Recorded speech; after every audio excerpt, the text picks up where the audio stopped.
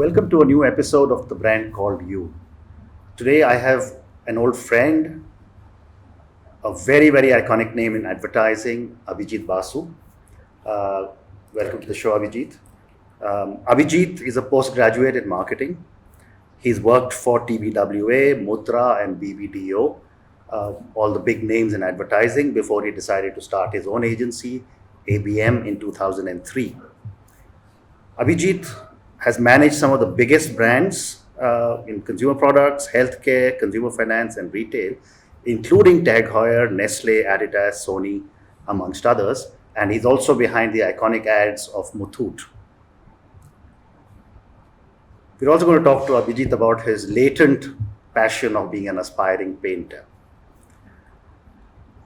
Abhijit, tell us about some of your early days in advertising. And the specific question I have, a lot of our viewers would have seen this the TV series called Mad Men. And that seems to be the mindset of a lot of our young viewers on what advertising is all about. So tell us about your experiences. See, advertising has always been a very glamorous business, and that is, I think, all the young people get very, very fascinated by this glamour part of the business. And similarly, I was also. But mine was slightly different because I had this huge interest in paintings, and I always wanted to be a painter. But somewhere my father convinced me that be in the space of art, but don't become a painter. Because the struggle as a painter would be very, very long. Yeah. So he was the one who introduced me to advertising. I didn't know anything about advertising. So he took me to a friend's son who used to run an agency. His friend was a tea garden owner. Yeah. His son used to run an advertising agency. So he took me one day. I had appeared for my graduation exam and I was doing nothing. So he told me, go there, spend some time, try and understand, is the business something which is coming up, maybe of your interest. So that's how I went to an advertising agency, spent 15 days, went to different departments and realized that, yes, this is something I would be interested in. So that's how my introduction to advertising had happened. And, very, very, now that I look back and think of, and I kind of created my own career and made myself ready for that industry. It was not a planned. I was actually studying cost accountancy as a BCom student. So I dumped everything. I said, this is what I would like to do. So I started as a creative person because I could paint. So talent, I grown up in Calcutta. It was like every household has a talent. So I started as a visualizer in an agency. And very soon I realized that because I didn't come from an art college or art school, so my thinking was slightly different. My father was a businessman. So I thought maybe the client servicing space would be of some interest where I can still have a creative perspective, but I don't have to go and create things. I can be, So that's how I went and did my post-graduation and came back and joined that agency as a client servicing executive. And that's the journey started. Amazing. So as far as the glamour part of it, I just want to tell you is that very soon, very, very soon, you realize that glamour is there, yes, but there are a lot of hard work, extreme hard work, which most of the kids are not prepared. Today, in fact, they are not prepared at all. Early days, I think the whole process of creation was so long that, one piece of work would take you 5 days to create and get ready to go to a client. Today, you expect things to happen in half an hour, 1 hour. So the patience that we built in our system those days that is something which is still working for us.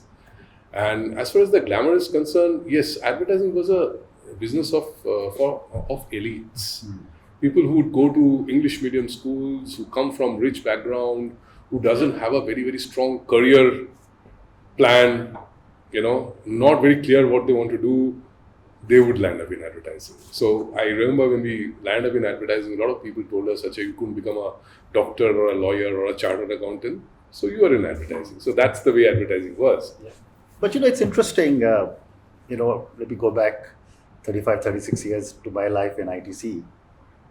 And even though the marketing director used to have the advertising manager reporting to him, the exciting job or the glamorous job was that of the advertising manager. Yes.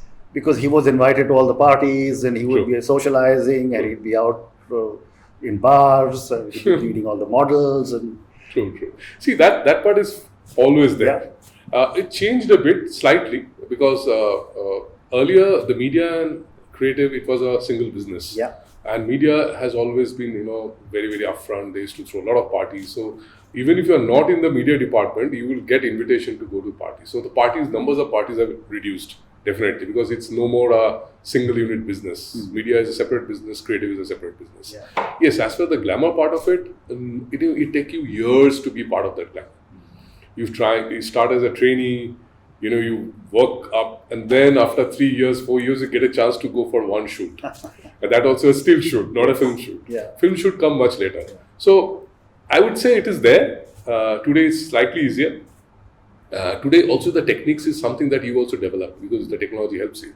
Earlier we had no idea how a shoot is done. So till the time I got a chance to go and witness one shoot, I had no idea it was done, how it was done. So yes, that part, glamours, I think the fact remains that people who are not in the creative business, they always felt that side is extremely creative and you must be having a lot of fun. Because it is not a very structured business, yes, we have a lot of fun in office, but we also deliver. I'm sure. The good part is that we also deliver. I am sure, absolutely. And that is, I think, the quality that we build in we have fun, but yet we deliver. Yeah. That's the whole game. Yeah. So over the years, how have customer expectations started to change from the advertising agency? I mean, there's this old line which says only 50% of advertising works, but nobody knows which 50%. True.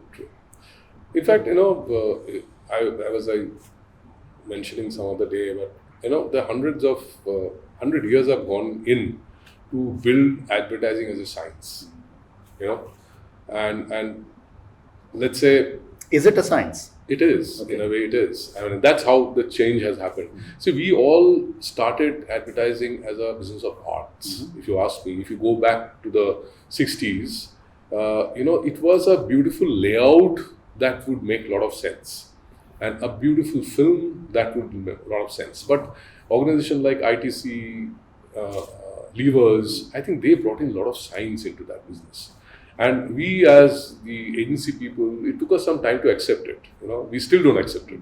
If you ask any creative person, he wouldn't like to go for a meeting in any of these organizations because they have to go through a lot of questions and process to answer their creative thinking. They have to convince the client that why they have thought like this. Yeah. So science is very much there. But the interesting part is that with the change of time, I think we are again forgetting that science. Today in the social media, it is the like has become the approval or the success of that story. It is no more science. What Facebook tells you, what Twitter tells you, it's their data that you are looking at. There is no outside data or outside organization who are evaluating that data to tell you whether this is right or not. But if you come to the conventional side, there are enough such organizations who proved campaign after campaign whether it has worked for the client or hasn't worked for the client. So we are leaving that science behind and trying to go for something new. I'm sure science will arrive at that space also. Well, I guess the proof of the pudding is in the eating, right? So at the end of the day, if the product is selling, that advertising is working. It is. And I think and that is, I think, that has happened as an organization. I'm running my agency for 16 years. That is one thing that we have day after day, every piece of work we try to do is that, will it work for the client? Will it give you results? Yeah. So now tell me, traditionally advertising has been on what I would call the traditional platforms of print and television. And today there are so many other platforms, whether it's a YouTube, whether it's a Facebook or Instagram or Twitter and so many others. How are some of the traditional channels holding up, and what are the challenges coming from the new platform, the new mediums? See, I would say here the ignorance is probably the main game changer, because something new, something exciting, we always run for it, at times without knowing whether it is giving us the results or not. But if you see on the other side, the way the traditional media, I mean, at least in India, they're still big, they're still expensive, they're still affordable. They are becoming expensive every year. Yeah. That means they are doing enough business. I think what our traditional thinker, like us, we come from a traditional advertising thinking. We have learned to collaborate. And what we have tried to do is that we use this new age media to bring more efficiency into my communication program. It's like if you go back the old days, that an outdoor was a support media for us.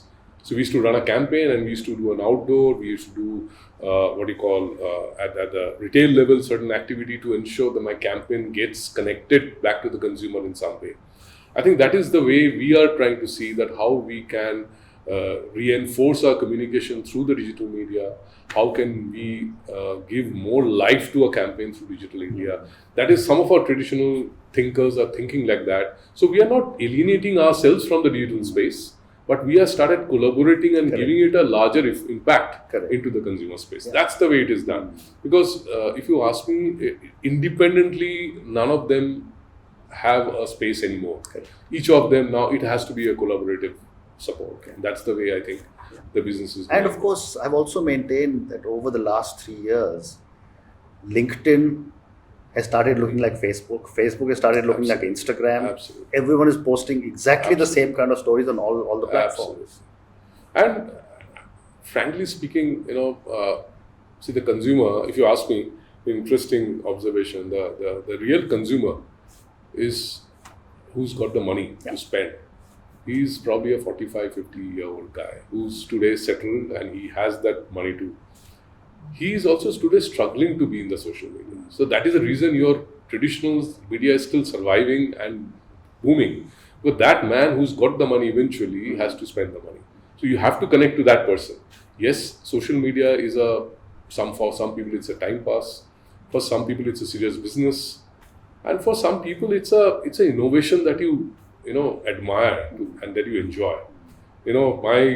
I've seen my mother-in-law who's in the 70s. She is in Facebook every day. So it's a beautiful time pass for an old person. She is not my consumer. But yes, I can connect with that consumer and communicate with her in some way. They're not necessarily very hardcore trying to sell a product, but emotionally I can connect with her in some way. So it's I think the utilization of media, how I play the media, is what I think the strategic approach that the agencies have to take now. You handle so many brands, have they started moving a reasonable amount of their ad spend to social media? No, we've seen two trends. One is a couple of years back, all of them were very, very, very ambitious about this and fairly large amount of budget getting isolated for social media. Recent examples I can give you for one or two clients, they have withdrawn certain amount of money because they couldn't evaluate their spends and the results. They know it has given them some kind of probably a return, but that whole thinking of eventually we will move into the social media or the digital space, I think is kind of slowed down a bit because even larger organizations are evaluating the real results. And today the interesting part is that you spend a lot of money, but end of the day, you have no clue whether it has worked for you or not. So I think that's the space. So there are a lot of experimentation going on. I would say that it's also fancy of a lot of new brand managers who are coming in. That's the interesting part because they come in from a different thinking. They don't bring the baggage of what we bring in. So they probably from day one they think that that's not the way to go. This is the way to go. But I think eventually market will dictate, consumer will dictate. So let me ask you a more classical question. What would be the steps in launching and nurturing a brand and taking it to its peak over a period of time with a traditional agency? Because now everyone just assumes I launch a brand, put it on social media and I assume it will be successful. Be famous. And you have often said that, at the end of the day, they are human beings and you need to be able to deal with their emotions. Absolutely. So help us understand some of this. So, see, what we do as an organization, I don't know about other organizations, what we do, we've kind of created a nice balance between the social and the traditional media. What we do is, as I told you, that the emotions haven't changed. We are the same human being. Yes, our thinking must have changed, but we still get connected on certain things, certain values. So what happens is, in traditional media, in television, and also there's a question of budget. That today there is the cost of maintaining a brand is so expensive now. It is also a huge challenge for a lot of clients to sustain a brand for a longer time. So what we try to do, and what we have done very successfully, is to sustain an activity for a longer time. So what we do is we probably come in with all the high voltage activity at the traditional media, and then we carry on into the social media and keep it alive for a longer time. And social media is a very engaging media. So what we do is that a lot of brands where you need to share a lot of information, knowledge, detailing, which you can't do in the traditional. So now it has become that the science is now very well mixed. So I start a campaign, let's say a film which hit the media tomorrow. It will be supported by certain outdoor activity and newspapers, all these traditional one. But I'll start a social media activity probably 3-4 days before this campaign hits. Okay. So that I create a certain kind of population Excitement, in that space. Yeah. And then I carry it on in the social media for a longer time. And that is what my value for the money that I'm spending is. Probably that is the way I'm earning it back into my business. So social media has become an interesting way to sustain, to share knowledge, sharing information, and also doing a one-to-one connect. Today, if you, let's say, look at Hotstar, this time I watched the entire World Cup in Hotstar. I refused to watch in the television because I wanted to understand this whole game. See, they are television. We are very used to this small screen now, the less number of ads. But the interesting part is that I could connect with those products. So there were any ads, there was a connect, you could like it, you can go into the website. So you have taken my action into, my whole thing into that website to buy or to understand a product. So the time that I got in between the matches, I could do some search. So it's fantastic the way it is. But on the other hand, the traditional media is something that you need to carry it forward. True. So that's the way. I think the mix is very rich. So it's interesting you're saying this because I remember in the old days, the traditional word used to be call to action. Your ad must have a call to action. Today you have it and here. You're saying it's on your screen. Yeah. So I think the smart clients are using it very, very effectively. Some clients who feels that it's a very expensive proposition. It is an expensive proposition. When it started, it became we thought that we could afford it, but now it is no more affordable. So large brands, startups, they are using those media today. Amazing. So are young people still looking for careers in advertising? Difficult question. Very few, if you ask me. Very few. I think the options are many. The moment you graduate from a business school, that in front of you, there are too many options. And the options are today are much both glamorous as well as well paid. Advertising not necessarily is, because unfortunately advertising is the core of that business, but it was never institutionalized in its own way. I mean, there are still not enough institutes who teach you advertising. It always becomes one of the papers in your entire business school that you go to. Yeah. But advertising you learn when you do advertising, when you are in the agency, and unfortunately that's the way it is. So it didn't take that platform that ideally it should have. In the West, outside, yes, it has a certain value still. But in India, I think we are losing that glamour as well as the urge to become, because the passion got divided now. I remember when I've been in advertising and I still feel this is the only thing I can do. I don't think I can do anything else because I'm so much. And painting. Yeah, and painting. So I'm saying it, so that kind of passion, I think it's missing today. So how is technology changing or affecting the classical advertiser? It is, because in a way, the same, let's look at a student who's coming out. he in front of the iconic brands today are Facebook or Twitter or Google. It is no more the iconic brands which are going to be the advertising agencies like the O&M or the J. Thomson.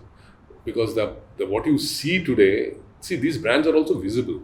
Agencies are not visible.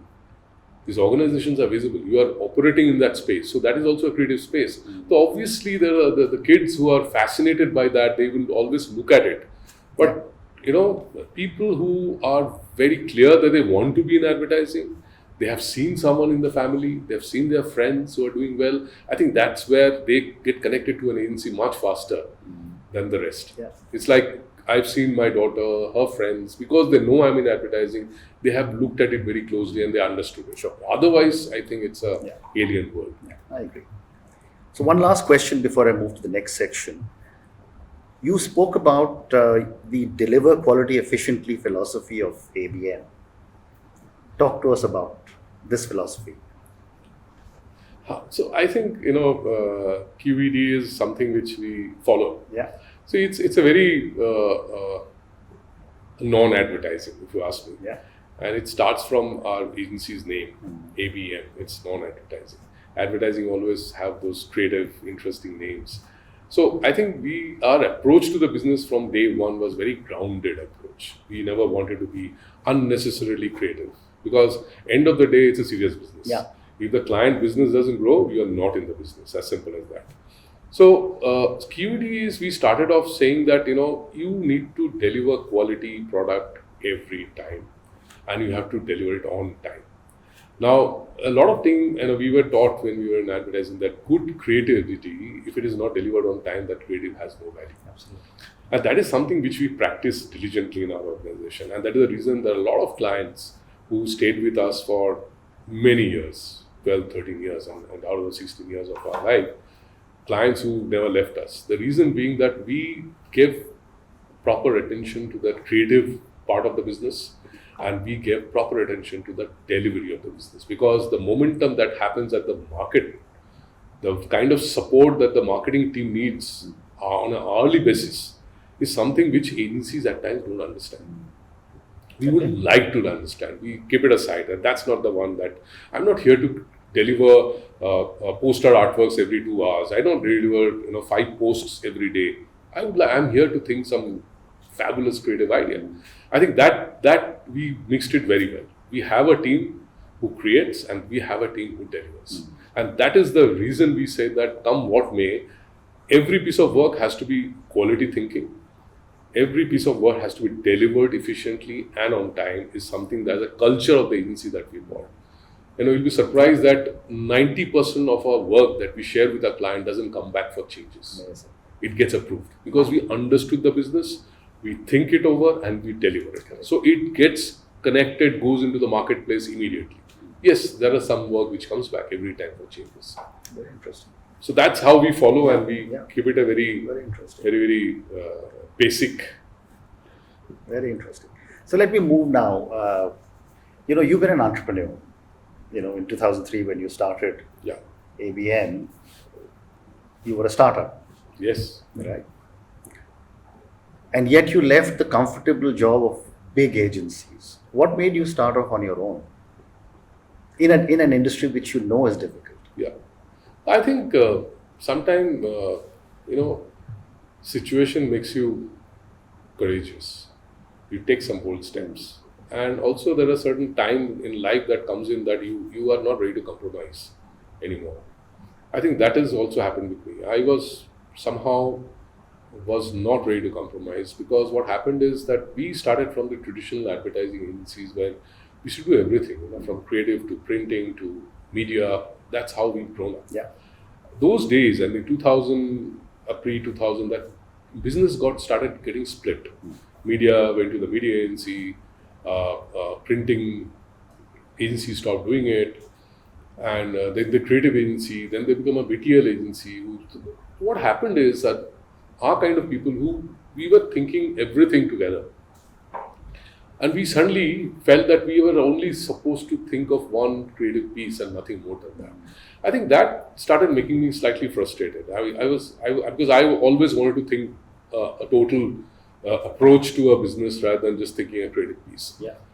I think that one point which started, poking me too much, and I realized that in large agency, end of the day, it's a business, and I thought that the interest of client's business was depend on the client's budget. Is something which I was not comfortable. It's a very non-business thinking that if the client doesn't give you enough earning, how can you handle the business? But I somehow believe that this is something which I was not very. That you straight away ask a client what kind of budget you have, and you immediately back calculate. You see, I have 10%. It makes sense. It is a business decision. But I somehow felt that let me. If I am alone, I can do that. In a large organization, you can't do that. So when I started the agency, my visiting card had a picture of a nest with a lot of eggs, and the approach was I went against the norm at that point of time, and I said, fine, I'll go to the SMEs who are struggling to do their business, who doesn't have the budget, and who doesn't have the understanding also how to do their business. Correct. So I become an agency saying that this is what I am. You can put all your eggs in one basket, and I'll help you to do the business. Amazing. That's how we started. So clients who had small budget, where large agencies were not interested, media agency didn't look at them. They had a budget which they didn't know how to collaborate and use them efficiently to run a campaign. So I went for those kind of clients, and I think that's where my journey started. Yes. So I became a consultant to those clients. I became their business partners. I helped them to grow their businesses. Yes, media, I never did media. I gave it to my friends, to any agencies. There are enough media money that I've given away as part of my offering. But what happened is those businesses became so successful over a period of time that I think that is what I got more and more businesses. Because the client suddenly valued that this agency was interested to run my business as a partner and not as a outside agency to look at what kind of money you have and how can I earn some commission out of it. So it's a paradigm shift in my thoughts. I was too small. Yeah. I didn't have the backup, Yeah. the courage, the money to do a big thing. But the starting was very small, but we could manage to grow 16 years, sustain our business. We didn't go out to take loans, funding. And I think that's what the exciting part is. Fantastic. And we still do it, even today. That's the practice. We never changed it. Very good. We still do it today. Amazing. So with all the experience that you've had across the corporate world and as an entrepreneur building your agency, what has been your biggest learning from your biggest failure? Two things. I think, one learning is that, the guts and the courage. If you don't have it, you can't sustain it. And let me tell you this, after working for almost close to 20 years, I quit my job and started. It was not an early start. Yeah. And the best of the job offer came when I started my business. And the temptation to give it away and stick to what you want to do is something that, that gave me a certain return, which I value it every day. Courage, what I'm saying, courage, because in a country when you're starting alone, you don't have enough money to sustain yourself. If you don't have the courage, you are the first one to give up. And you give up, everyone gives up. Because smaller organization is driven by the owner or the leader. Yeah. So I would say building your courage, building your wisdom, building your capability to face challenges and learn from your mistakes is something that I've learned. I believe in and I follow Buddhism for 16 years, and my learning comes a lot from there, and the courage also comes from there. So doing good for people, and don't go to a client always with a purpose to make money. Yeah. I think that is something which I do every day, and sometimes people don't agree with me. Sometimes people say, fine, you've done it. There are enough clients who came to me, told me that I have no money, can you help me out? We did, and eventually they paid us the money. So I think this human approach to business is something which I've learned while I'm doing my business. And second thing I've learned, which is a wrong word to use, I've learned from my Baniya clients. And I love them, if you ask me. Baniyas are the best businessmen. They teach you something which you can't get to know anywhere. So one of our clients, who's a very famous retail business, and I know him for 25 years. And I had gone through that trouble of money being swindled out of my business, a huge amount of money, and I had no idea. The biggest understanding is look into your books, look into your finances. Because we advertising agencies, and especially for people who learn and come from corporate background, they feel that there will be an accountant, there will be a finance manager, and who will take care of my finances. Like the way I have done it in my jobs. That is not true. If you want to be a successful businessman, look into your books, take care of your accounts, ensure that you understand every numbers that is going and coming out. Actually, a fair number of profitability can come from there. Absolutely. So my biggest learning is don't make it a wrong mistake that it's not a glamorous part of my business. It is the most important. Absolutely. So you say that your work keeps you busy 24/7. How do you handle work-life balance? I know you're very attached to your family. Yeah, I am. I spend enough time with them. See, I must tell you this. This rooted part of our business. We close our office out of 90% of the year by 7:30. Agencies work all night. Yeah. So we have brought in huge efficiency. That is the QED works for us. We brought in a huge efficiency of our business. Our creative people don't stay back. We finish our work by 7:38. Most of the time, maybe earlier. So that is something I do. And my involvement in the business, see, you don't need to be sitting on your desk to think. So mind is continuously working. And today with the social media, you are connected with another world all the time. So 24/7, yes, for a client. For a client today, the requirement can come any point of time. So I never switch off my phone. Okay. I never switch off my phone unless I am in a flight. Even I travel abroad, I keep my phone on because that is the trust I built for 16 years. The client knows, come what may, if he's in some kind of a challenge or in a difficulty, a call comes to me, will be solved.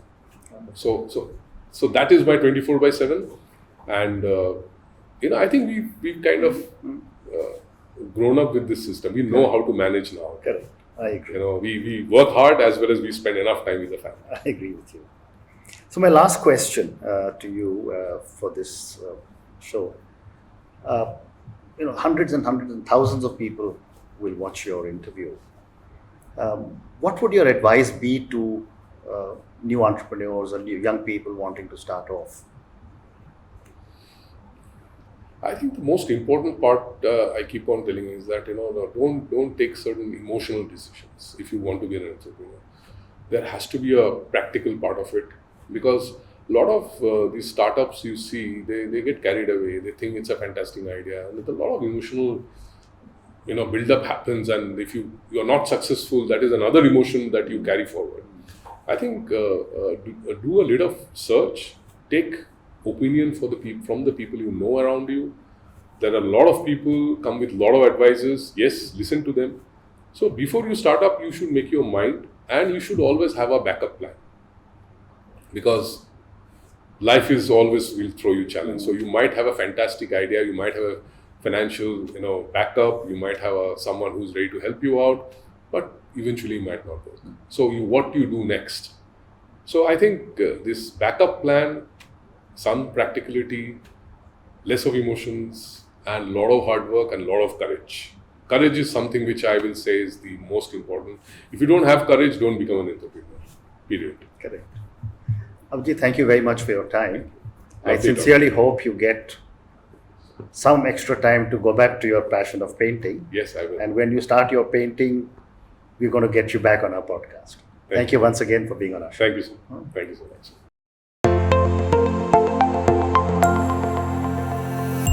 Thank you for listening to the Brand Called You podcast.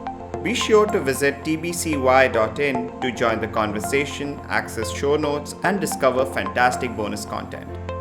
You can follow us on YouTube, Twitter, Facebook, and Instagram. Simply search for the Brand Called You. Thank you, and see you next week.